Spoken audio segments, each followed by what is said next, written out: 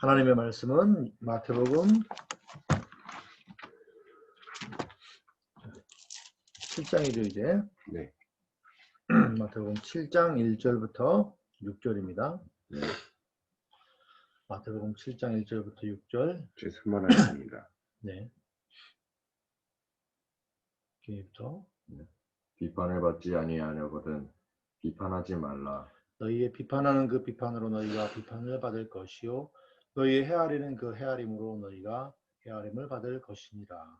어찌하여 형제의 눈 속에 있는 티는 보고 네 눈 속에 있는 들보기는 깨닫지 못하느냐.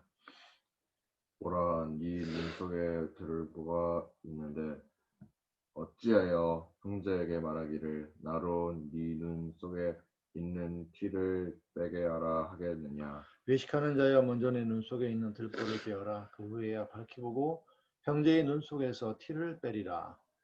거룩한 것을 개에게 주지 말며 너희 진주를 돼지 앞에 던지지 말라. 저희가 그것을 발로 밟고 돌이켜 너희를 찢어 상할까 염려하라. 자, 오늘 말씀. 자, 누구에게 주신 말씀입니까? 누가 만나고 있습니까? 예수님과 제자들입니다. 그렇죠?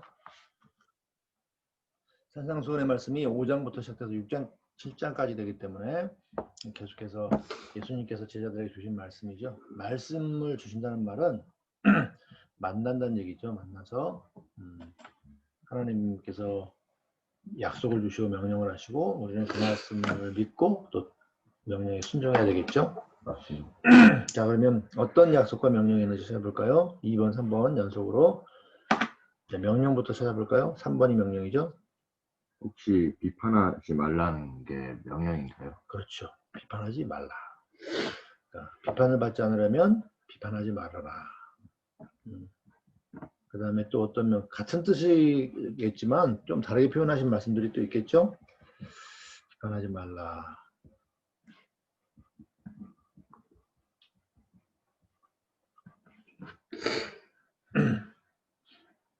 그리고 외식하는 자여 먼저 네 눈 속에 들보를 빼어라. 그렇죠. 들보. 네 눈 속에 있는 들보. 먼저 내 눈 속에 있는 들보를 빼어라. 다 비판하지 말라는 말과 통하는 말씀이에요. 알고 보면.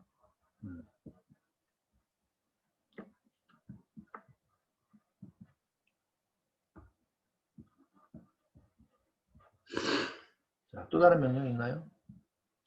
6절에도 하나 있는데요. 거룩한 것을 개에게 주지 말며 너희 진주를 돼지 앞에 던지지 말라. 네, 좀 다른 말씀 같긴 하지만 한 대 묶어놨습니다. 자, 그러면 이제 세 가지 정도 명령이 있죠. 전혀 다 안 적었어요. 거룩한 것을 개에게 주지 말고 너희 진주를 돼지 앞에 던지지 말라.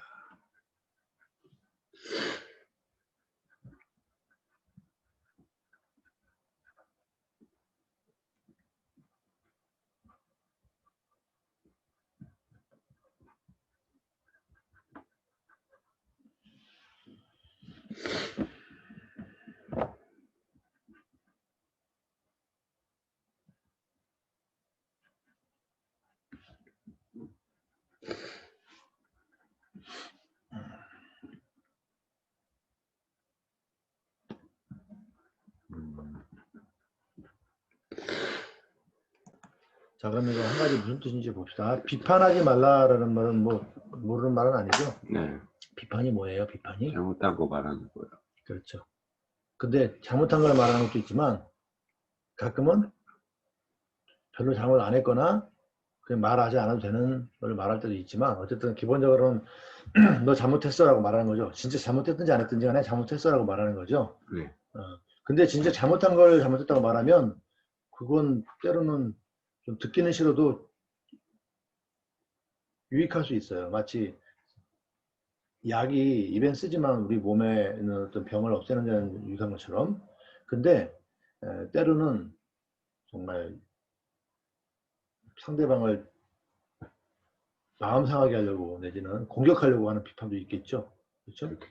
자, 그런데 그런 면에서 상대방에게 유익한 조언을 하는 그런 비판이 아니라 상대방을 공격하기 위해서 하는 비판이 있잖아요. 그런 것을 염두에 두고 하신 말씀이에요. 그러니까 그러면 내가 한 대 때리면 상대방 가만히 있나요? 아니죠. 상대방도 때리겠죠. 똑같이. 주먹으로 때리는 게 아니라 말로 야 너는 왜 그렇게밖에 못하니? 라고 하면 상대방도 너는 못 이겨 해봐. 너는 잘할 것 같아. 이렇게 오겠죠. 그런 일이 일어나는 거예요. 그러니까 내가 비판하면 상대방도 비판할 비판을 것이다. 하는 거예요. 물론 상대방을 사랑해서 조언하는 거는 상대방이 어떤 반응을 하든지 상관없이 내가 그 사람을 사랑하기 때문에 하는 거지만 그렇죠? 그런 게 아니고 상대방을 공격하는 거면 공격하기 위해서 하는 말이면 상대방도 가만히 있지 않는 거죠. 그러니까 내가 비판받을 때 나도 마음 아프겠죠. 그러지 않으려면 상대방에게 공격하기 위한 말들 하지 말라는 거예요. 그렇죠? 그 다음에 아까 또 뭐 있었죠? 5절에 나왔죠. 외식하는데 먼저 내는 속에서 들보를 빼어라. 그렇죠? 네. 자, 들보라는 게 뭐예요? 들보.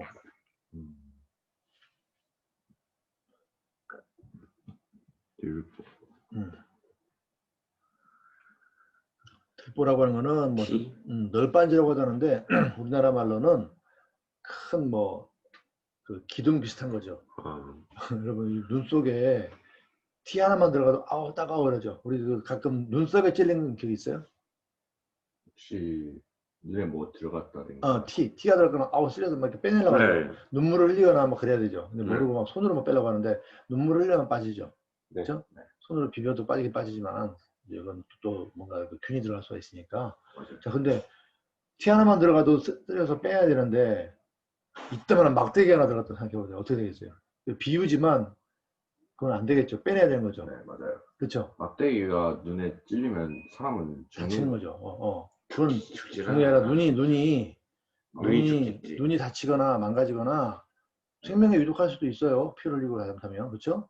자, 그런데 이건 비유예요. 어쩔 때 보면. 자, 그럼 우리가 눈 속에 티만 들어가도 불편하니까 아프니까 따가우니까 빼야 되는데 만약에 막대기가 꽂혀 있으면 그거 당연히 빼야 되는 거죠. 네, 빼야 하지만 쉽지 않을 수도 있고. 그렇죠. 그런데 자, 내 눈 속에는 막대기가 꽂혀 있어요. 네. 티가 들어가는 것보다 더 위험한 거죠. 네, 맞아요. 그렇죠. 근데 그러면 그럼 이제 티가 들어가 있는 사람하고 막대기에 꽂힌 사람하고 어떤 사람이 더 위급하게 빼야 되는 거예요? 막대기. 막대기가 더 응급하죠. 티야 뭐 잠깐 아프고 많이 찔리고 따갑고 뭐 끝나겠지만 그렇죠? 세수하면 되니까. 되는데 막대기는 이건 굉장히 응급한 상황이잖아요. 네, 맞아요. 자, 근데 예수님 말씀하신 거예요. 자기 눈에는 막대기가 꽂혀 있는데 자기가 더 급하게 빼야 되는데 딴 사람 눈에 티 들어간 거 보고 야, 너 눈에 티 들어가서 빨리 빼 이렇게 말하는 거죠. 아니 내 눈은 괜찮고 이 사람만 티가 들어가 있으면 빨리 너 티 빼야겠는데 안 그러면 불편할 건데 이렇게 말해주는 건 괜찮은데 자기 눈에는 더 응급한 상황이에요. 막대기 꽂혀 있어요. 그러면 이 사람한테 얘기할 상황이 아닌 거죠. 빨리 자기 눈에는 막대기 빼야 될 거 아니에요. 그렇죠? 네. 이건 비유예요. 뭐냐면 자기에게는 더 큰 잘못이 있어서 자기가 고쳐야 되는데 그건 놔두고 다른 사람한테 요만한 잘못 있는 거 야 너 그거 잘못했어 라고 말하는 건 맞지 않는다는 거죠. 그렇죠? 자기에게 더 큰 그 잘못이 있으니까. 우리나라 속담에는 좀 그 똥무는 개가 겨 묻은 게 나무란다. 그런 속담 똑같은 거죠. 그렇죠? 근데 저도 비슷하다 생각했어요. 겨가 뭔지 모르지만 똥보다는 좀 덜 더러운 거죠. 그렇죠? 그럼 자기가 똥 묻은 게 자기가 그걸 빨리 씻어야 되는데 남 조금 뭐 이상한 거 묻었다고 별거 아닌 거 묻었다고 말할 필요 없다는 거죠. 그렇죠? 그러면 사람들이 듣겠어요? 그냥 너나 잘해라 이렇게 되겠죠. 요즘말로. 그렇죠? 예수님 말씀하신 게 그거예요. 그렇죠? 근데 이게 문제는 뭐냐면 그렇지 하지만 이게 뭐냐면 우리 사람들이 다 자기에 대해서는 관대하고 남에 대해서는 가혹한 거예요. 내 잘못은 에이 뭐 그럴 수도 있지. 사람이 실수할 수도 있지. 막 이렇게 관대하게 넘어가는 말이에요. 근데 다른 사람의 잘못에 대해서는 야 그거 말도 안 되지. 막 그렇게 한단 말이죠. 그러지 말라는 거죠. 오히려 거꾸로 해야 돼요. 어떻게 해요? 나에게는 가혹하고 네. 오히려 남에게는 관대하는 거예요. 무슨 말이에요? 나는 조금만 잘못도 이러면 안 되지 이렇게 해야 되고 그렇죠? 다른 사람에 대해서는 조금 허물이 있어도 괜찮아 그 정도는 이렇게 해야 된다는 거죠. 오히려. 근데 사람들은 정반대로 하죠. 자기에 대해서는 잘못에 대해서는 뭐 이 정도 할 수 있는 거지 별것 아니지 하지만 다른 사람의 잘못에 대해서는 굉장히 막 비판적으로 얘기한다는 거죠. 야 그런 잘못이 있으면 안 되지 그러지 말라는 겁니다. 자 그러면 그런 명령을 하는데 그런 명령에 순종하는 사람이 어떤 복이 있을까요? 여기 잘 나와 있는 것 같지는 않은데 우리가 한번 추론해 봐야 될 것 같아요. 자 여기 비판을 하지 말라고 그랬는데 그런 사람이 어떤 복이 있을까요?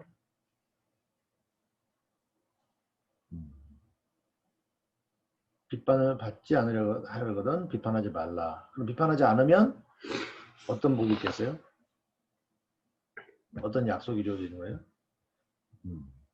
이 말에 잘 추론해보면 나오는데 비판을 받지 않으려거든 비판하지 말라. 다른 말로 하면 네가 비판하지 않으면 너도 비판을 받지 않으리라. 받지 않겠다. 내지는 받을 일이 별로 없을 것이다 하는 거죠. 일반 그래요. 사실 우리가 어떤 사람이 모든 사람하고 사이가 좋으면 어떤 사람도 저 사람한테 나한테 내가 어떤 사람하고 사이가 좋으면 내가 평상시에도 비판 잘 안 하고 하면 사람들이 나한테 뭐라고 할 말도 잠깐 참아요. 저 사람이 평상시에 나한테 잘해줬잖아. 예, 맞아요. 그렇기 때문에 참는 거죠. 근데 어떤 사람이 평상시에 다른 사람하고 관계가 안 좋아.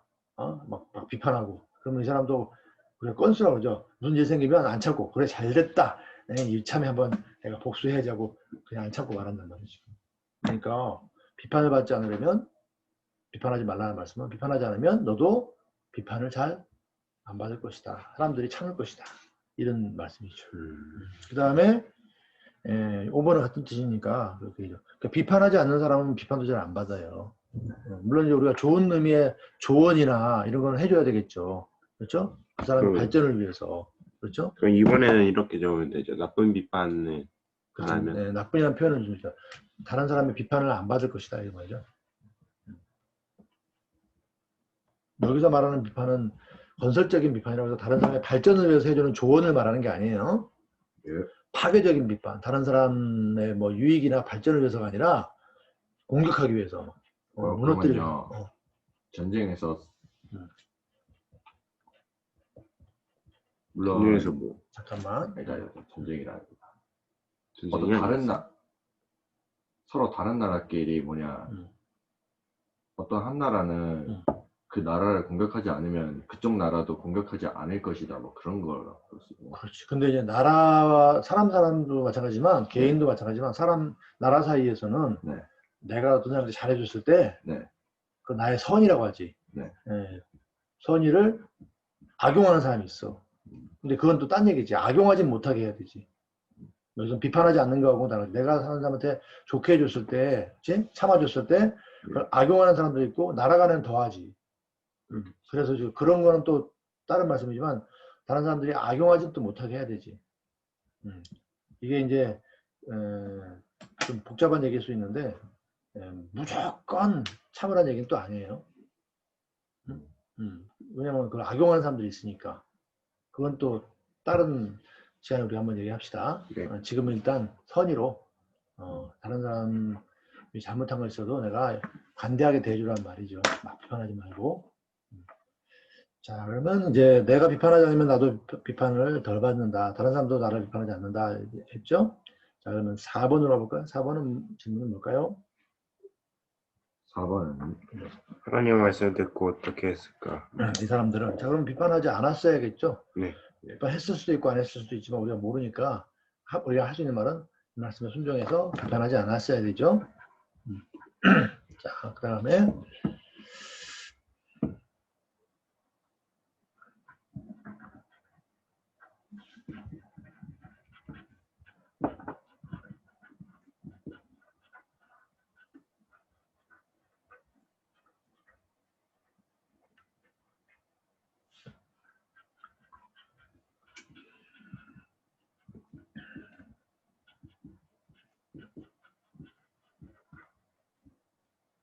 5번 질문은 뭐죠? 하나님과 나는 위에 나오는 사람처럼 만난다는. 자, 우리는 하나님과 만났습니까? 안 만났습니까? 만났습니다. 자, 만났다는 말은 하나님의 말씀을 들으면 만난 거죠. 네. 근데 우리는 직접 예수님의 말씀을 들은 게 아니라 성경을 통하여 그것을 기록해 놓은 성경을 통해서 읽고 들었으니까 그것도 만난 거예요. 네. 마치 그 부모님 말씀을 직접 이렇게 들은 것뿐만 아니라 전화도 좀 목소리죠. 이거 편지로 받아도 들은 거잖아요. 그렇죠? 또 누군가가 전해준 말 들어도 들은 거죠. 부모님이 아버지가 너희한테 이렇게 말씀하셨어 라고 누가 전해주면 그거 들은 거잖아요. 그렇죠? 들었으면. 그럼 6번 치고 같이 해야 되죠? 맞습니다. 자, 우리에게 주신 약속과 명령 찾아보는 거죠. 자, 그러면 우리 아까 살펴봤던 약속과 명령을 우리에게 어떻게 적용할 수 있을까요? 그냥 그대로 적으면 되지 않을까 이거는. 또 똑같죠. 네. 구약 성경은 우리에게 적용할 때 좀 주의해야 될 게 있지만 신약 성경의 말씀은 거의 그대로 우리가 뭐 약속은 약속대로 믿고 명령은 명령대로 들으면 되죠. 우리도 비판하지 말아야 되고 네. 또 다른 사람의 잘못을 발견하기 전에 찾기 전에 내 잘못부터 자신부터 살펴야 되겠죠. 그런 말이죠. 그다음에 그러면 우리도 비판을 안 받게 될 것이고 그렇죠. 그걸 쓰면 되겠죠. 아니면 위와 똑같다. 2번, 3번 갖다 써놔도 될 것 같아요, 오늘은.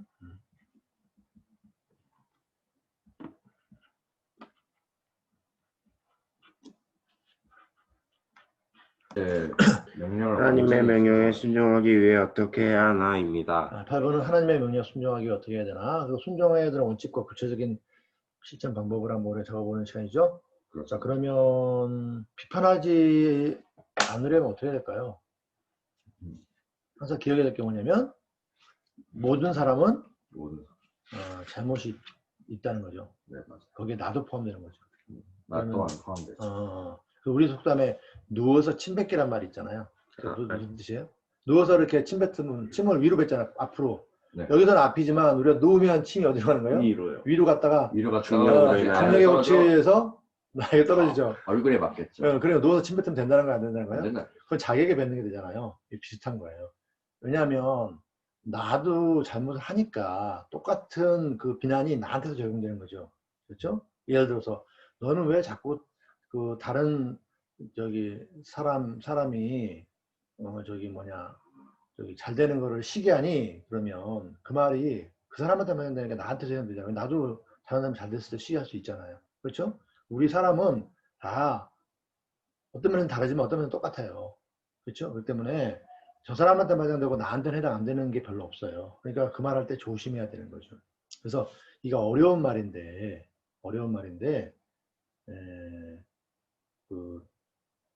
우리 한국 속담에 그런 말들이 참 많아요. 그러니까 그거는 사람들이 살아보니까 경험을 똑같이 한 거죠. 우리 말씀에서도 예수님도 말씀하시는 거예요. 자, 우리 예수님을 믿는 사람들, 예수님의 제자들은 세상 사람들보다 더 도덕적인 면이나 삶이 더 뛰어나야 돼요? 안 뛰어나야 돼요? 뛰어나야 되는 거죠. 그러니까 세상 사람들도 다 이런 걸 경험해서 알고 가르쳐줬고 그 가르침대로 행하고 있는데 예수님을 믿는 사람들이 세상 사람들도 다 알고 실천하고 있는 이런 어떤 것들을 안 하고 있으면 안 되죠. 세상 사람들도 이런 거 다 알고 얘기해요. 우리가 그보다 떨어져서는 안 되는 거잖아요. 그렇죠? 예수님께서 그래서 이건 기초적인 거예요. 뭐 얘기해 주는 거예요. 물론 세상 사람들도 다 이렇게 사는 건 아니지만 세상 사람들 중에서도 예수님을 안 믿는 예수님의 제자가 아닌 사람들 중에서도 이렇게 사는 사람들이 있는데 하물며 예수님의 제자들이 이런 기본적인 어떤 것들을 안 행하면 안 되는 거죠. 그래서 예수님 말씀해 주신 겁니다. 자, 그러면 첫 번째, 모든 사람들은 다 흠이 있다. 자, 그렇죠? 흠이 있다는 사실 기억해야 돼요. 거기엔 나도 포함, 가로하고 나도 포함된다 이렇게 써놓으세요. 그렇죠? 다른 말로 하면 누워서 침 뱉기라는 말이에요. 누군가를 욕한다면, 비판한다면 그건 나한테도 비판하는 거예요. 그러면 나는 그런 그 비판을 안 받을 만큼 흠이 없느냐? 그게 아니라는 거예요. 그러니까 조심스러운 거죠. 그렇죠? 그래서 누워서 침 뱉기라는 속담에도 얘기했지만 내가 누군가를 비난할 때 그건 나를 비난하는 거 똑같은 거예요. 나는 그러면 그런 문제가 없느냐? 있어요. 또 지금 없더라도 앞으로 있을 수 있기 때문에 조심스러운 거예요. 모든 사람들이 흠이 있다. 거긴 나를 빼고가 아니라 내가 포함되기 때문에 문제인 거죠. 그러니까 조심스러운 거죠. 그러니까 누굴 그것 때문에 비난하면 그건 나를 비난하는 거예요. 그러니까 조심해야 되는 거죠. 물론 우리가 그렇다고 해서 얘기 안 하면 안 되는 거죠. 가끔가다 그런 경우죠. 엄마 아빠도 야 너 그런 거 왜 하니? 하지만 엄마 아빠도 그거 안 할 수 있잖아요. 그런 말이죠. 자기는 안 하면서 남한테 시킬 수 있잖아요. 그래서 이런 속담이 있어요. 옛날 훈장 선생님이 한자 가르쳐 줄 때 바람풍인데 바람풍이란 발음이 어려워서 바람풍 할 수 있거든요. 그거 잘못된 발음이잖아요. 근데 제자가 잘못하고 있으면 바람풍 해라. 자기는 바람풍 하면서 바람풍 해라고 요구하면 안 되잖아, 선생님이. 자기가 하면서 가르쳐줘야 되죠. 그렇죠? 그렇게 하지만 그래도 선생님은 얘기해 줘야죠. 왜? 비난하려고 하는 게 아니라 유익을 위해서 해준 말이니까. 그건 여기서 말하는 비난하고 다른 거죠. 그렇죠? 나는 못하지만 너라도 해라. 이건 좋은 거니까. 그거죠. 지금 모험을 안 보이면서 하라고 그러면 하겠어요? 그건 있지만 그래도 유익을 위해서 해준 말이긴 하잖아요. 그건 여기서 말하는 비판과 다른 거예요. 예. 유익이 아니라 공격을, 상대방의 유익을 위해서가 아니라 공격을 하는 거니까. 그거 하지 말라는 거예요. 예. 그렇죠. 그렇죠. 기영이 도영이가 예를 들어서, 단장이라든지 회장 같은 걸 하면 유익이 되는 게 뭐냐면, 야, 내가 지각하면서 다른 애들한테 지각하지 말라고 할 수 없잖아요. 그러니까 나는 최대한, 물론 나도 실수할 수 있지만, 최대한 지각하지 않으려고 할 거 아니에요. 그래서 그런 걸 하면 유익이 있는 거예요. 왜냐면 나는 내가 먼저 솔선수범하면서 얘기되니까 내가 먼저 자기를 돌아보고 뭐 지각하지 않는다든지 바른 생각을 하게 될 거 아니에요. 그래서 그 반장이나 회장하는 게 유익이 있는 거예요. 물론 이제 만약에 자기는 지각하면서 다른 사람한테 하지 말라고 하면 굉장히 위선적인 사람이 되겠죠. 굉장히 유익이 있든지 위선적인 사람이 되든지 둘 중 하나가 되겠죠. 그러나 대부분의 사람들은 자기가 먼저 모험을 보이게 되니까 자기 유익이 있죠. 그렇죠. 자, 원칙 금방 말했죠. 모든 사람은 흠이 있다. 중요한 건 나도 거기에 포함된다. 그러다면 그 나의 비난이 결국 나한테 하는 게 되니까 아무래도 참게 되고 조심하게 되겠죠. 그렇죠. 그게 이제 중요한 원칙이 되겠습니다. 네. 자, 그러면 한 가지 더 얘기해보세요. 실체적으로. 우리 주로 누구를 비판하나요? 나 크게 두 가지예요. 내가 볼 때는 내가 미워하는 사람. 미워하는 사람 비난하죠. 네. 근데 그것도 어떤 거냐면 주로 누굴 미워할까요?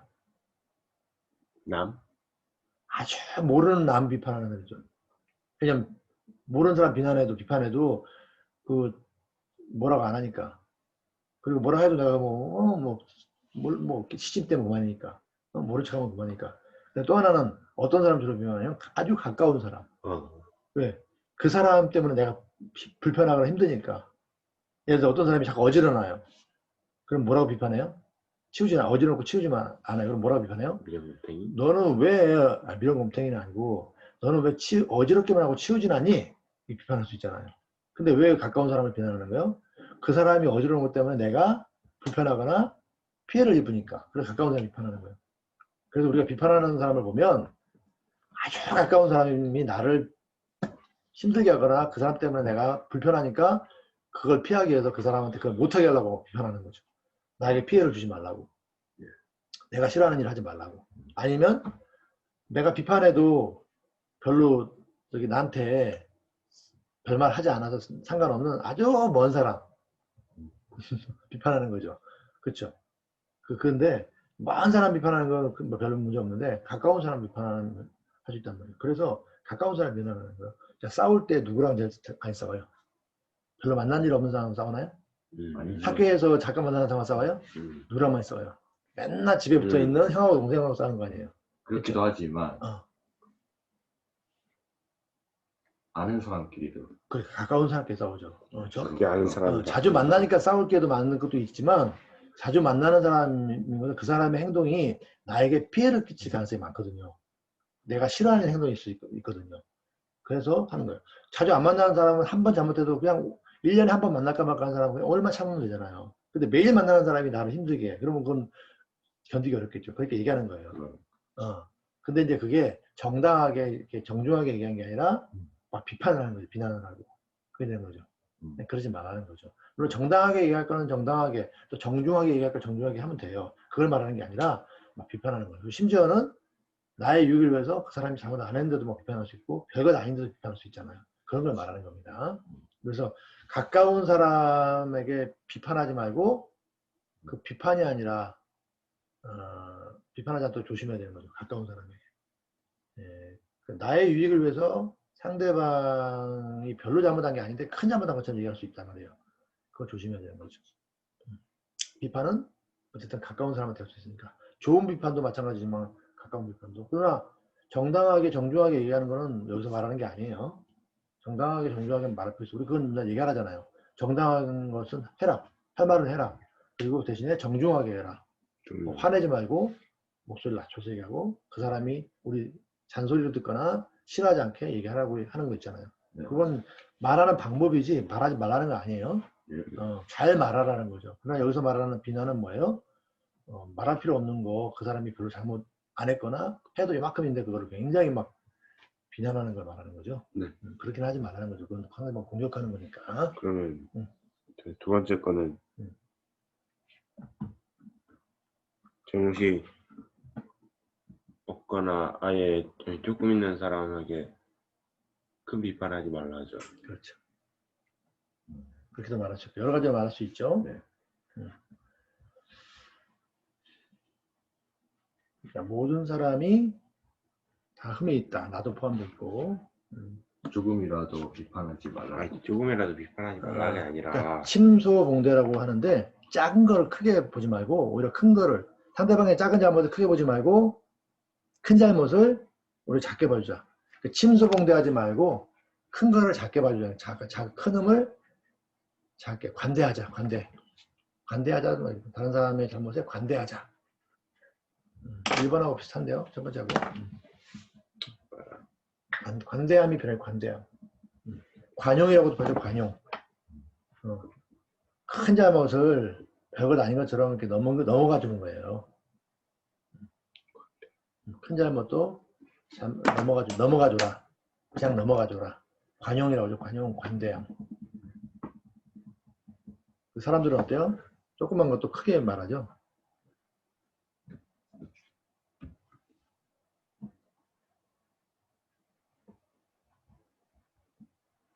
자, 그러면 정리하고 여기까지 하고서 우리가 기도하겠습니다.